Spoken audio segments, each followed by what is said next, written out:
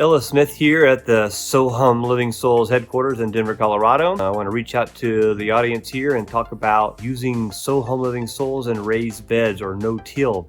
We get quite a bit of phone calls from people calling and asking if they can use SoHum for that, and the answer is always yes. We know that a lot of folks are using kiddie pools and tarps in their basements or their garages to mix their own super soils just so they can build their own medium to put into their raised bed or their no-till growing solution.